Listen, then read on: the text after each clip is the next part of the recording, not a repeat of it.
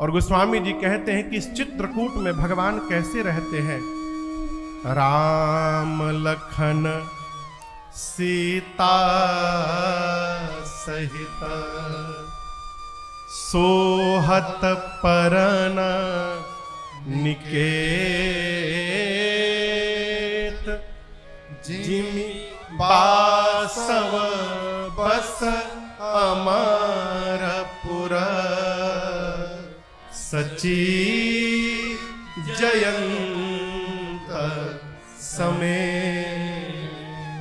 पूज्यपाद गोस्वामी श्री तुलसीदास जी कहते हैं कि श्री रघुनाथ जी उस चित्रकूट के पर्णकुटी में मां जानकी और भैया लक्ष्मण के साथ कैसे रहते हैं। जैसे अमरावती देवलोक में देवराज इंद्र मां सची और अपने पुत्र जयंत के साथ जिस ऐश्वर्य से, जिस आनंद से रहते हैं, भगवान चित्रकूट में उतने आनंद से हैं। और आपसे निवेदन करूं, जीवन में आनंद न होना ये अभाव का विषय नहीं है, ये स्वभाव का विषय है। जिसका रोने का यदि स्वभाव बन गया वो ऐश्वर्य में भी रोता दिखाई पड़ेगा, और जिसका आनंद में रहने का स्वभाव बन गया वो अभाव में भी आनंद पूर्वक जीता रहता है। ये स्वभाव जन्य है। इसलिए रोने का स्वभाव समाप्त करिए। आप कहोगे महाराज अभाव में आनंद कैसे रहेगा? रहेगा, यही तो बात है। देखिए, सब कुछ होने के बाद आनंद है तो कौन आनंद है? आनंद तो तब है माई बाप जब जीवन में कुछ न हो, उसके बाद भी परमानंद बना रहे जीवन में। ये वास्तविक आनंद है। ये आनंद कब आएगा? जब हम ये देखने का प्रयास करेंगे जीवन में कि भगवान ने हमको क्षमता से अधिक प्रदान कर दिया, आनंद आएगा। आनंद में रहना है तो दर्शन करिए। भगवान ने आपको मिथिला जैसी धरती पर जन्म दिया है, कितना सौभाग्य का विषय है। इस सौभाग्य का दर्शन करिएगा, जीवन में आनंद आएगा। कल्पना करिए यदि भारत के बाहर जन्म मिला होता तो, ईरान में जन्म मिल गया होता तो, इराक में, उधर लीबिया सीरिया में जन्म मिल गया होता तो, जहां सुबह जगा तो रात को बचेगा कि नहीं बचेगा इसका भी कोई अता पता नहीं है, तो क्या होता? जिस धरती पर हमारी किशोरी जी ने जन्म लिया, उस धरती पर आपको जन्म प्राप्त हुआ है। ये कितना बड़ा सौभाग्य है। आनंद मनाइए। हमारे महाराज श्री हमसे बार बार कहते हैं, राजन, जीवन में बेटा यदि आनंद पूर्वक रहना चाहते हो तो इस बात की सूची कभी मत बनाना कि क्या क्या नहीं मिला है।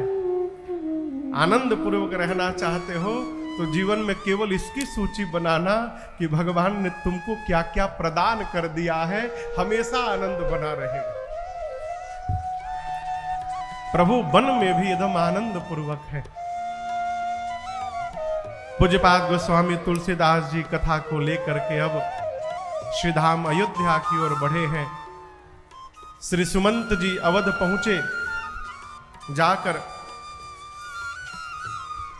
मां कौशल्या के कक्ष में चक्रवर्ती जी को देखते हैं। गोस्वामी जी कहते हैं चक्रवर्ती जी ऐसे दिखाई पड़ते हैं जैसे मानो किसी ने चंद्रमा से उसके अमृत को निचोड़ करके और आकाश से उतार कर धरा पर रख दिया।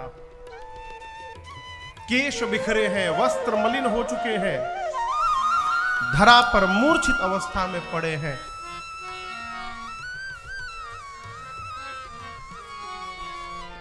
पूरे देश में एक ही स्थिति है वो है? सुमंत जी पहुंचे। जा करके श्री चरणों में दंडवत करके कहते, हे जय जीव, आपका सुमंत आपको प्रणाम करता है। देखी सचिव जय जीव कही, कीन्हेऊ दंड प्रणाम। सुनत उठेऊ व्याकुल नृपते कहो सुमंत्र कहाँ राम। जैसे सुमंत जी ने कहा, हे जय जीव, कान में ये शब्द गूंजते मानो चक्रवर्ती जी के मृतक शरीर में प्राण वापस आ गया हो, मूर्छा से तुरंत उठ बैठे और बोले, सुमंत राम कहाँ है? राम को लेकर आए हो ना? सुमंत जी मौन है, कुछ नहीं बोले। महाराज बोले, राम कुशल कहो सखा सने, राम कुशल कहो सखा सने, कहाँ रघुनाथ लखन बैदे, कहाँ रघुनाथ लखन बैदे, आने फेरी की बनही सिधाए, आने फेरी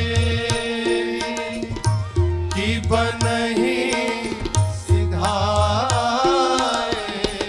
सुनत सचिव लोचन जल छाए, सुनत सचिव लोचन जल छाए, सुनत सचिव लोचन जल छाए, सुनत सचिव लोचन जल छाए। चक्रवर्ती जी ने कहा, सुमंत मेरे राम कुशल है ना?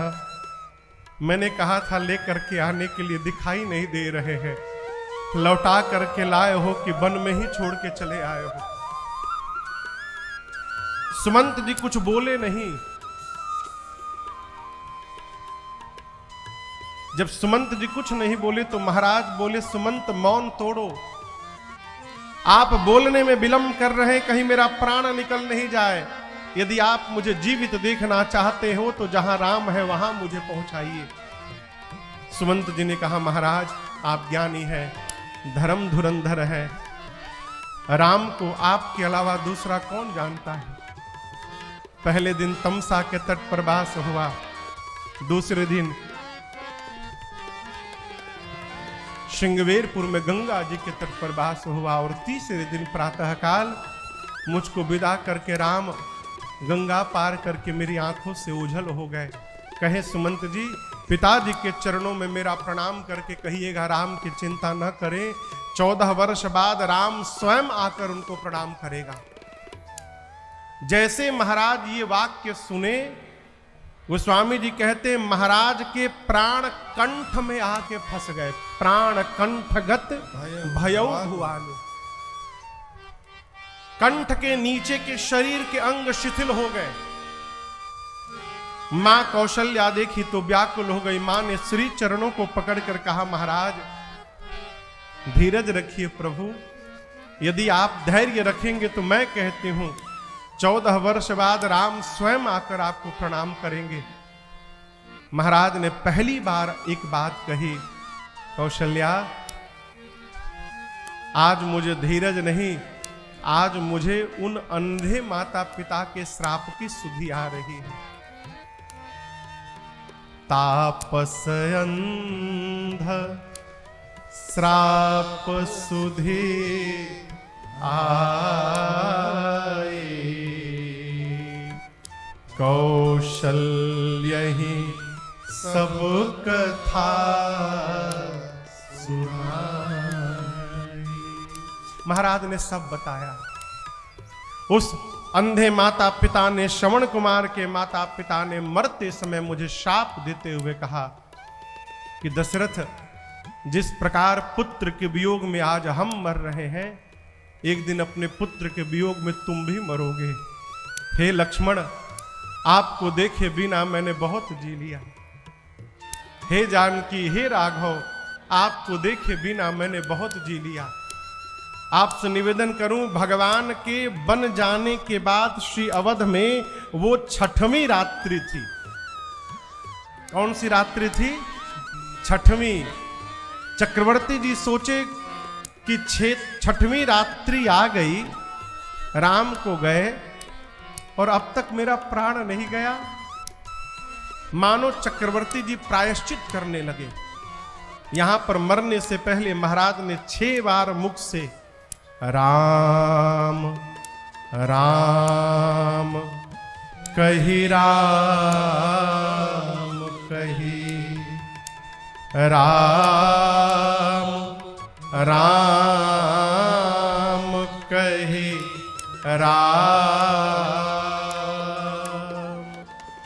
तन परिहरि रघुबर बिरह, राम गयऊ सुरधार। 6 बार महाराज ने मुख से राम राम राम राम राम राम कहा और 6 बार राम कहने के बाद बालकांड में वंदना क्रम में गोस्वामी जी कहते हैं, बंदौ अवध भुआल सत्य प्रेम जेहि राम पद, बिछुरत दीन दयाल प्रिय तन तृण इव परिहरे। तृण यानी तिनका। इका बज रहा है खटखट, कहां हो रहा है?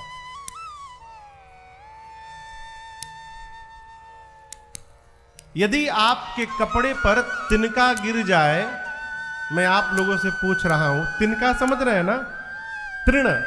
यदि यहां कुर्ते पर कोई तृण गिर जाए तो आप क्षण मात्र भी विचार करेंगे कि इसको हटाएं कि न हटाएं? कहिए, विचार करेंगे? तिनका दिखाई पड़ते तुरंत आप हाथ से हटाएंगे।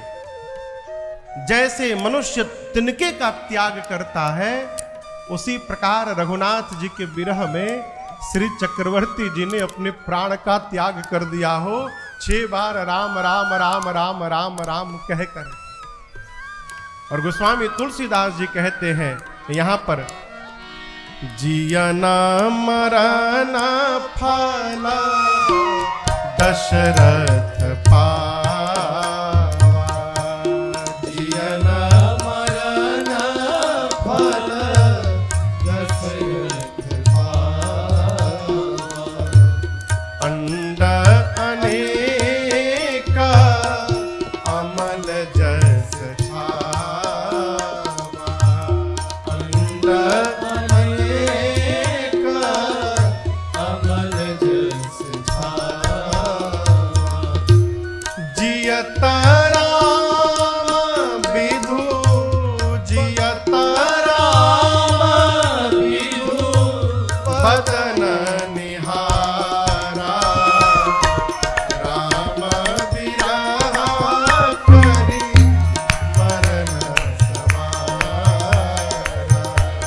राम विरह करि मरन सवारा, राम विरह करि मरन सवारा, राम विरह करि मरन सवारा।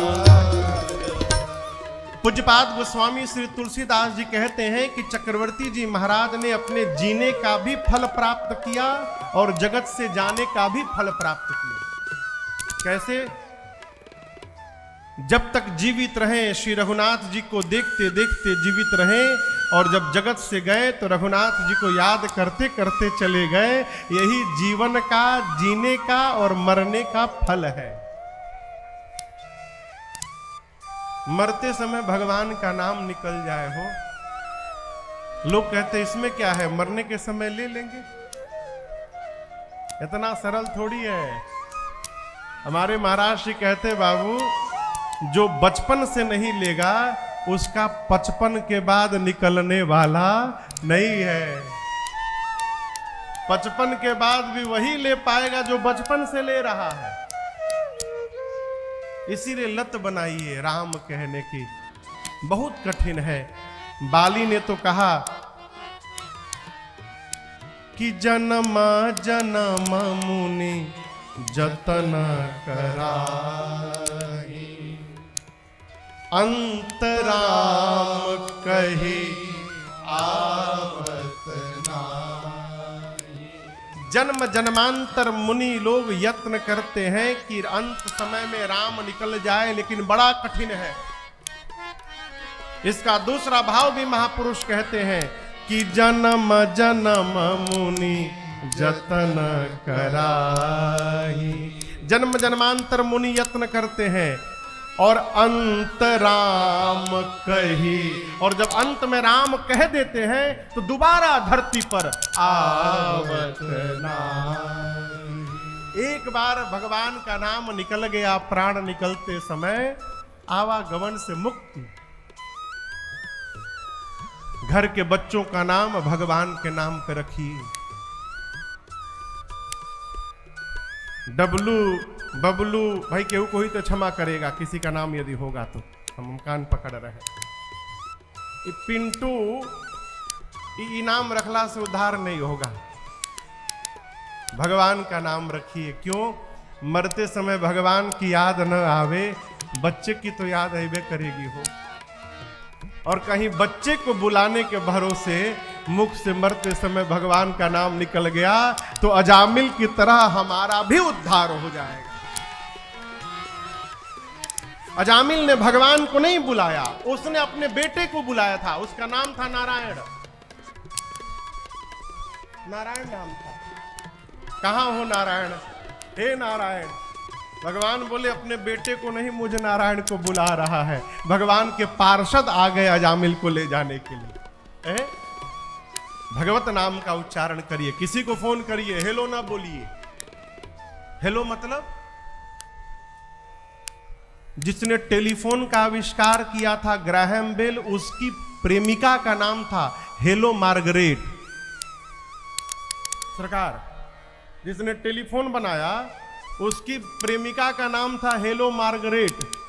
उसने टेलीफोन बनाया, रिसीवर उठाया और उठाकर अपनी प्रेमिका को बुलाया, हेलो। अब वो तो बुला के चला गया, हम लोग आज तक उसकी प्रेमिका को बुला रहे हैं। अरे उतना यदि भगवान को बुलाए होते तो भगवान मिल गए होते। इसलिए हेलो न कहिए, भगवान का नाम रखिए। जय सिया राम, राम राम सीताराम। जिस भगवान के उपासक हैं उनका नाम लीजिए। आप नाम लेंगे आपका पुण्य बढ़ेगा, और आपके नाम लेने से सामने वाले के कान में नाम पहुंचेगा, उसका भी पुण्य बढ़ेगा। दोनों तरफ लाभ होगा। राम कहने से तर जाएगा,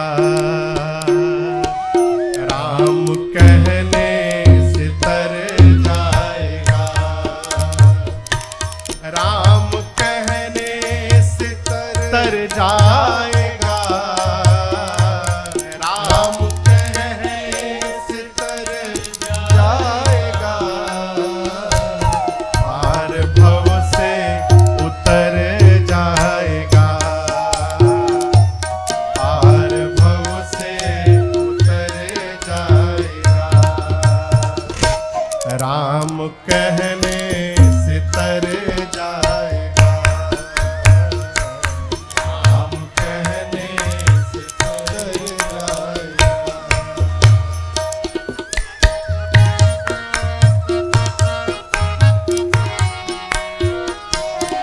बड़ी मुश्किल से नर तन मिला, बड़ी मुश्किल से नर तन मिला, इनकी करुणा से नर तन मिला, इनकी करुणा से नर तन मिला। सावधान, क्या पता फिर किधर जाएगा, क्या पता फिर किधर जाएगा। राम कहने से तर जाएगा, राम कहने से तर जाएगा।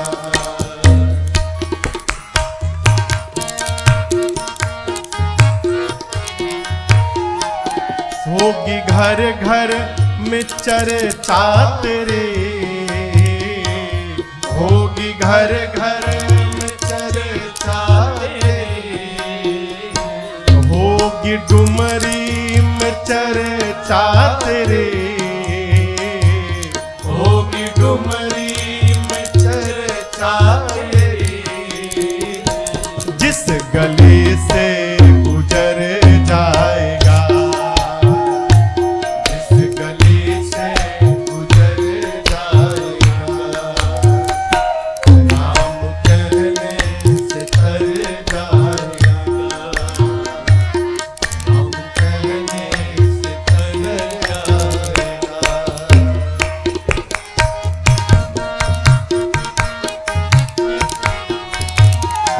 इनके आगे तू झोली फैला, इनके आगे तू झोली फैला, प्रभु के आगे तू झोली फैला, प्रभु के आगे तू झोली फैला। दाता झोली को भर जाएगा, दाता झोली को भर जाएगा, राम कहने से तर जाएगा, राम कहने से तर जाएगा।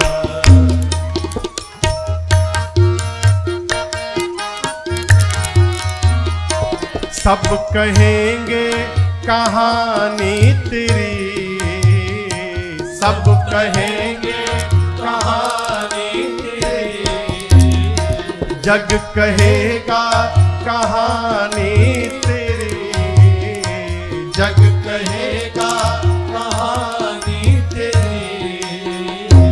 काम ऐसा जो कर जाएगा, काम ऐसा जो कर जाएगा, राम कहने से तर जाएगा, राम कहने से तर जाएगा। सीताराम सीताराम सीताराम, सीताराम सीताराम सीताराम, सीताराम सीताराम सीताराम,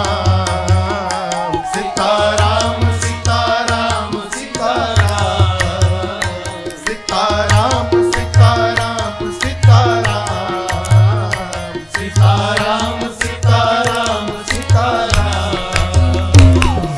सीताराम सीताराम सीताराम, सीताराम सीताराम सीताराम, सीताराम सीताराम सीताराम, सीताराम सीताराम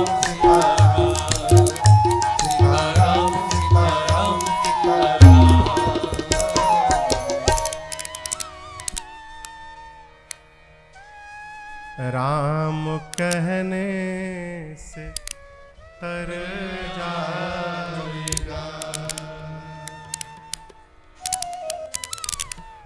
राम कहने से तर जाएगा, पार भव से उतर जाएगा। राम राम कह के 6 बार श्री चक्रवर्ती जी ने प्राण का त्याग किया। माताएं विलाप करने लगी। गुरुदेव भगवान वशिष्ठ जी ने आकर ज्ञान उपदेश किया है। पार्थिव शरीर को नाव में तेल भर करके सुरक्षित कराया और दूतों को भरत जी के पास उनके ननिहाल भेजकर चक्रवर्ती गुरुदेव ने इतना केवल कहा कि जाकर भरत जी से कहिएगा गुरु जी ने स्मरण किया है बस। यहां जो भी घटनाक्रम हुआ है ये भरत जी को बताइएगा मत। और माई बाप भरत जी आए, कैकेयी मैया के पास गए, मां ने द्वार पर स्वागत किया, भीतर ले गई, कुशल क्षेम पूछा मां ने। भरत जी कहते हैं मां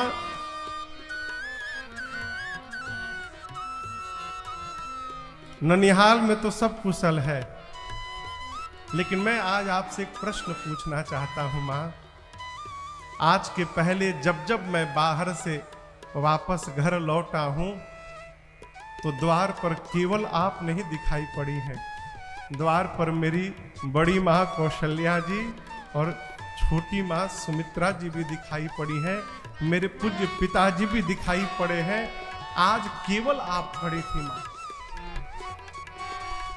मुझे बताइए मेरे पिताजी, कहू कहाँ तात कहाँ सब माँ कहाँ सिया राम लखन प्रिय भ्राता। मेरे भैया कहाँ है, मेरा छोटा भाई लक्ष्मण कहाँ है, मेरी मां स्वरूप मेरी भाभी कहाँ है। मां आज पहली बार न जाने क्यों मुझे ऐसा प्रतीत हो रहा है कि मानो किसी ने अवध के श्री का हरण कर लिया हो। आज पहली बार अवध की प्रजा मेरा मुख नहीं देखना चाहती है मां। मेरे घर में सब कुशल है ना यहाँ पर। कैकेयी मैया ने कहा पुत्र ठीक तो मैंने सब कर लिया था, बेचारी मंथरा ने बड़ी सहायता की, परंतु क्या कहूं पुत्र, विधाता ने एक बात बीच में बिगाड़ दी। भरत जी पूछे क्या हुआ मां। कैकेयी मैया ने कहा लाला सब ठीक हो गया था, लेकिन क्या कहूं अचानक आपके पिताजी नहीं रहे आप। और गोस्वामी जी कहते हैं भरत भैया जैसे सुने पिताश्री नहीं रहे, तात तात हाँ तात पुकारे, हाँ तात कह के भरत जी खड़े खड़े गिर पड़े। जैसे जल से मछली को निकाल करके बाहर कर दीजिए, मछली तड़पने लगती है, भरत जी तड़पने लगे हो। मां ने संभाल किया। भरत जी ने पूछा कारण बताओ, पिताजी को कोई व्याधि नहीं थी मां। और यहां दर्शन करिए, मां कैकेयी ने कुछ छिपाव नहीं किया। मां ने भरत जी से सब बताया, जैसे जैसे जो आदि हुते सब आपनी करनी, मां ने सब सुनाया। और भरत जी जैसे सुने कि मेरे भैया भाभी और छोटे भैया लक्ष्मण ये तीनों वन में चले गए और उनके जाने के वियोग में पिताजी चले गए, ये बात सुनते भरत जी राम महाराज की मृत्यु भूल गए। गोस्वामी जी स्पष्ट लिखते हैं, भरत ही बिसर्यो पितु मरना, सुनत राम बन हे तू अपन पौ जानि जिया थकित रहे। सामान्य सिद्धांत कहता है जीवन में जब बड़ा कष्ट आता है ना तो उसके आगे छोटा कष्ट भूल जाता है। अब तक तो भरत जी रो रहे थे पिताजी नहीं रहे, जब सुने कि भैया वन में चले गए तो भरत जी पिताजी की मृत्यु भूल गए। और मन ही मन मां कैकेयी से कहते हैं, कैकेयी आप कह रही हैं कि भैया के वियोग में पिताश्री चले गए, ये सत्य बिल्कुल नहीं है। पिताजी भैया के वियोग में नहीं गए, पिताजी जानबूझकर प्राण त्याग किए होंगे। क्यों? वो जानते थे यदि जीवित रहेंगे तो इस पापी भरत का मुख देखना पड़ेगा, इस पापी का मुख न देखना पड़े, इसलिए मेरे आने के पहले ही पिताजी चले गए। न तुम अपराधी हो न मंत्र अपराधी है, कोई अपराधी है तो ये पापी भरत है। मोर जन्म रघुबर बनला। भरत जी कहते हैं कि मेरा जन्म ही भैया को वन भेजने के लिए हुआ। यहां पर भरत जी ने मां कैकेयी को बहुत कुछ सुनाया, बहुत कुछ सुनाया। क्या सुनाया भरत जी जाने, पाठ में भले पढ़ ली।